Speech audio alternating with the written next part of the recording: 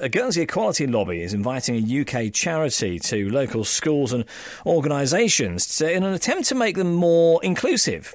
Liberate is inviting the UK charity Educate and Celebrate to the Channel Islands as part of Pride Week. Educate and Celebrate is an Ofsted and Department for Education recognised best practice programme, and it gives staff and students and parents and school governors the confidence and strategies to implement the LGBTQ inclusive curriculum.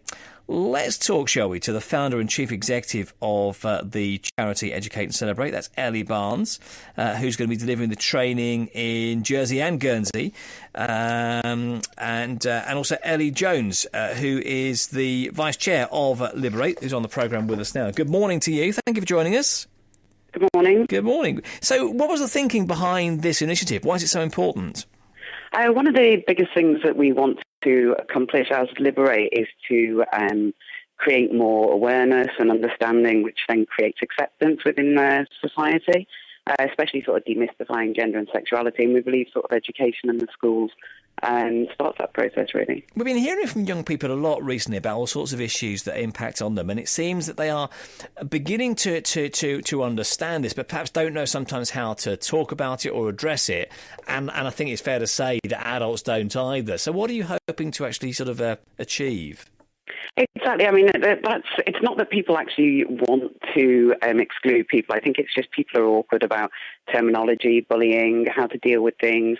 So it tends to get kind of swept under the carpet. So this is really just to open up conversations and to help people feel more comfortable dealing with it, really. As I say, you're bringing this to Guernsey, but it's being used in the UK.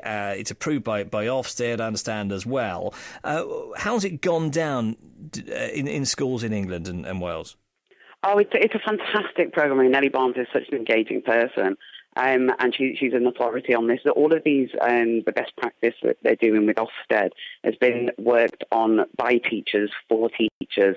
So it's the perfect sort of programme to bring in, and bringing it in sort of around Pride Month shows you why we need it, really, and links it all together. But when you're dealing with young people who can be going through all sorts of different challenges and going through times when they question things and move into adulthood, you've got to be quite sensitive about how you do this, haven't you? So how do you make sure that you do achieve that?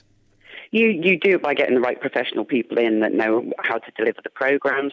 I mean, just to give you an example, up to 50% or over 50% of trans children attempt suicide.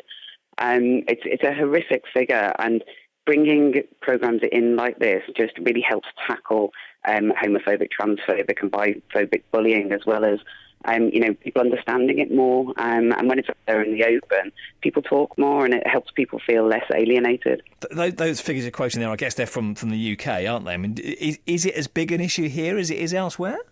We're very, very lucky over here that we actually haven't had any fatalities to do with trans suicide, but we're actually the exception to the rule. So it looks like we're hopefully doing something right at the moment. And how much support have you had from the Committee for Education, Sport and Culture with this? Are they on board? We've actually we had a big meeting with all the island's senior PHSE teachers about 2-3 weeks ago to sort of start discussing sort of bringing in an education programme, and the Education Board are very much there with us.